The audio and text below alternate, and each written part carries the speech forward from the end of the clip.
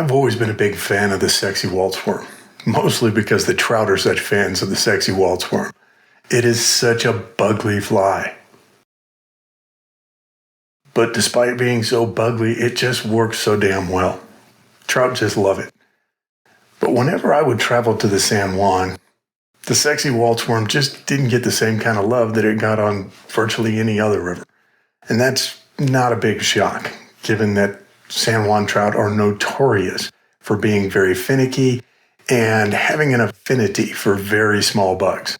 Size 22 and 24 flies, that's just kind of how you roll on the San Juan. But occasionally I would fish my standard size 18 Sexy Walt worm on the San Juan, and I'd pick up fish. Not a lot, but, enough. And, as you can see here, even this big guy took that standard Sexy Walt worm. So I started thinking, if I could just shrink that down, if I could take my standard Sexy Waltz and just shrink it down to a size 22, 24, I might be onto something. But before I went to all the trouble of trying to figure out how to do that, I thought I'd look and see if anyone else had done it. And no big surprise, Tim Flagler put out a video a few years ago called The Son of Sexy Walt. And I thought, okay, that sounds reasonable. So I tied up a few of those, and next time I was out on the San Juan, tied one on, and no disrespect to Tim, but yeah, that just didn't work on the San Juan. They just weren't buying it. So back to the tying vise and started experimenting. And the main problem I had was with the dubbing. On a fly that small, you either wind up using super fine dubbing, and it looks nothing like my standard Sexy Walt, or you wind up using standard dubbing, but it's too large for the hook. And even if you chop it up fine enough that you can dub it on that tiny hook, I wound up with a lot of ribs on the fly. And again, it looked nothing like my standard Sexy Walt. Eventually came across this stuff. It's a Semperfli Dirty Bug Yarn. And this was the key to making it all work. With that, I eventually came up with a miniaturized version that has the same color and the same effects as my standard Sexy Walt. And the next time I was up at the San Juan, tied it on, and sure enough, they were buying it. With the bright orange bead, it's not a shock that the smaller fish were all over it, but fish in the 15 to 17 inch range, they were buying it as well. And even some of the big guys, 20, 22, 24, even some of those guys were taking it. So I definitely think that I'm onto something here. If you like the Sexy Walt worm, but encounter some finicky fish, I encourage you to give it a try.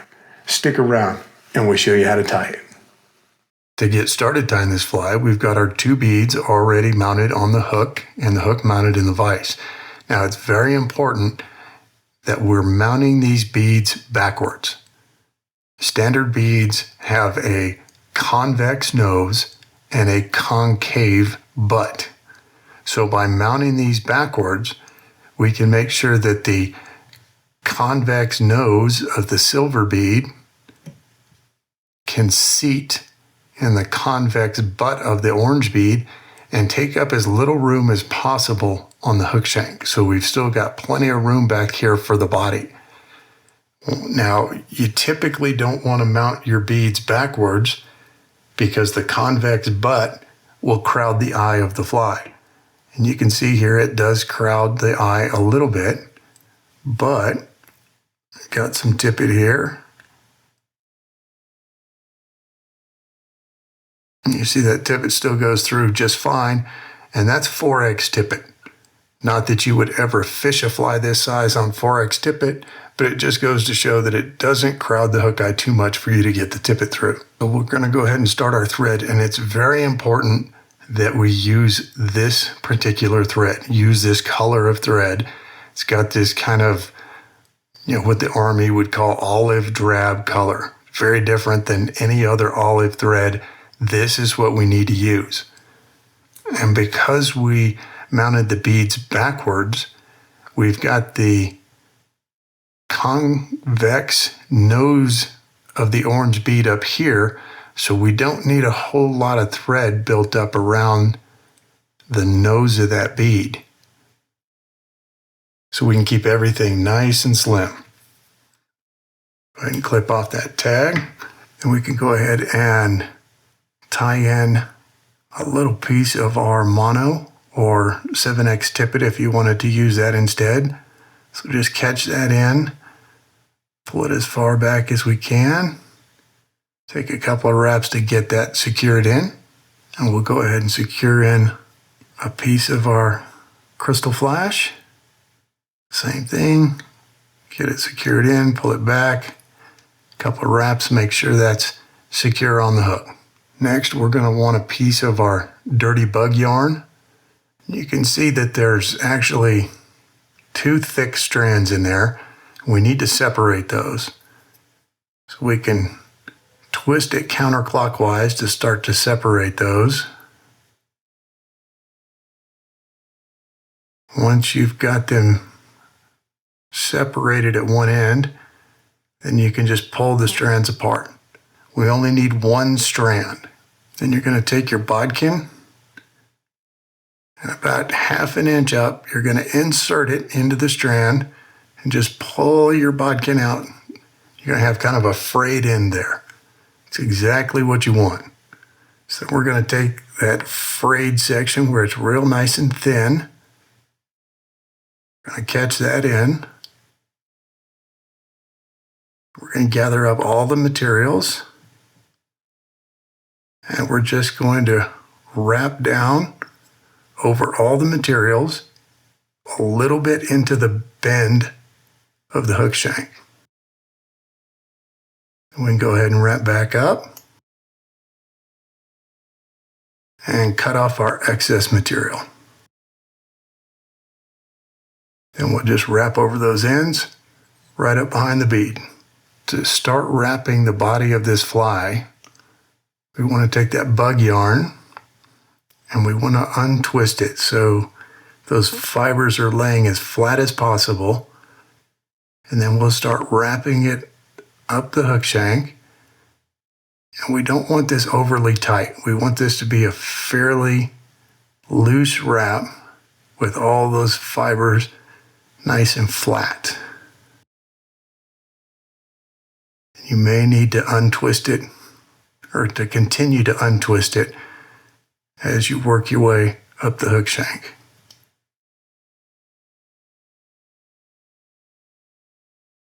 Once we get up to the bead, we'll go ahead and take a couple of wraps to secure that in. And we can clip off the rest of our bug yarn. Unlike a regular Sexy Walt, this is the point where we decide how spiky or furry we want the fly to be. So if you want it to be a little more spiky, a little more furry, you need to take your dubbing brush and brush that out a little bit.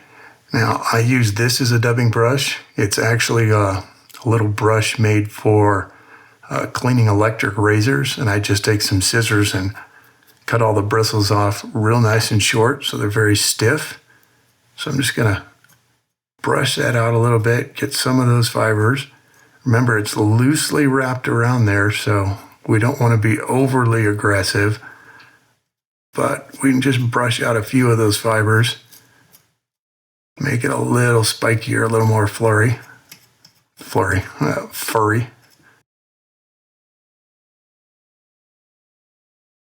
Once you've got that brushed out, we're going to go ahead and take our Krystal Flash, and we're going to start to counter wrap this. So opposite direction of the thread and the bug yarn. Just try and get some nice, evenly spaced wraps. That Krystal Flash will flatten out as you're wrapping it up the body of the fly.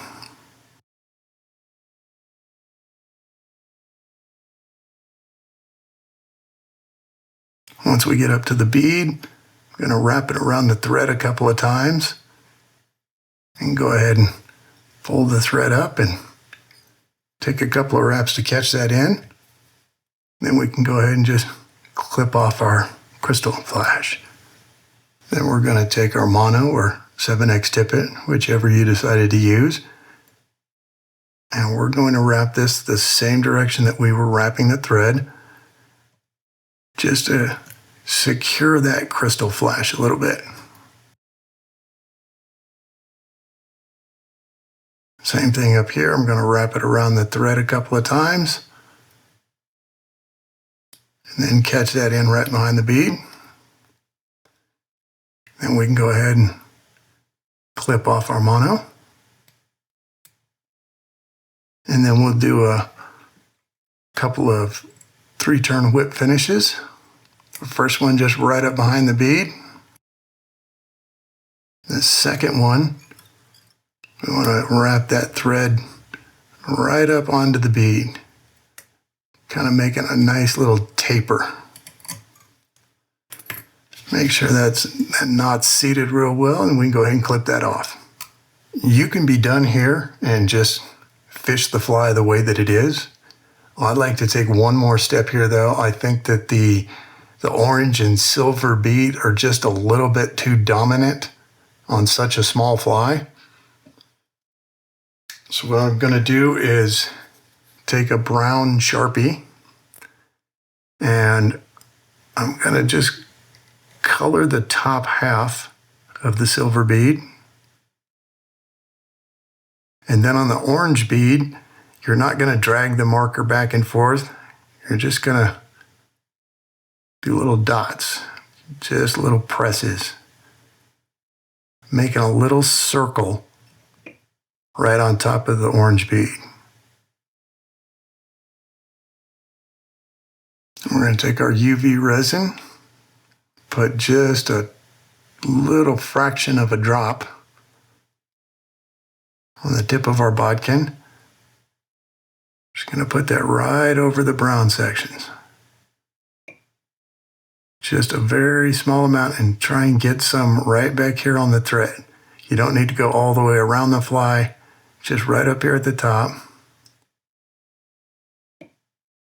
Once you've got that on there, you just let it sit for a couple of seconds. You can see it'll just kind of fall down in between the beads. Make a nice smooth wing case.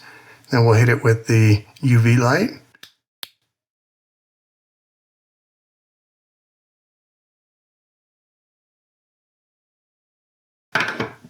Now that's done. You can see that takes away a little bit from the orange and the silver bead at certain angles. It gives us more of a natural look, and the bead colors aren't quite so overwhelming on the small fly. Then you want to check your fuzziness. If you got anything that's overly long, you can clip that down a little bit, but we do want some fuzziness there. We do want a little bit of fuzz hanging out there, and you'll see why in just a second. But there you go, micro Sexy Walts. And here's why it's so important that we use that particular thread, that particular color of olive. Because now you can see, once this gets in the water, it's got a very different look about it.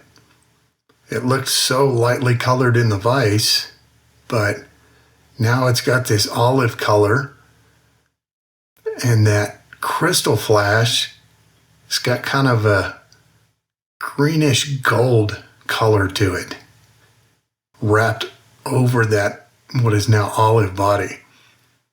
And you can also see that right there, the little brown section that we put on there gives the fly a different look from different angles. So as it twists and turns on the end of the tippet, the fly's constantly got a different look to it. With that orange appearing and disappearing, makes it very appealing to the fish. You can also see here why we needed to have those fibers sticking out on the fly, that little bit of furriness, fluffiness, if you will, because in the water, those fibers get wet and they stick to the body, covering up some of the Krystal Flash. That way, we get just little spots of flash instead of 3 or 4 bands of brightly colored flash. It's a much more subtle and natural look. So that's why we needed those fibers sticking out, and it was important to do that at that point before we wrap the Krystal Flash. So we'd have all those fibers sticking out between the wraps of Krystal Flash so we could get this effect.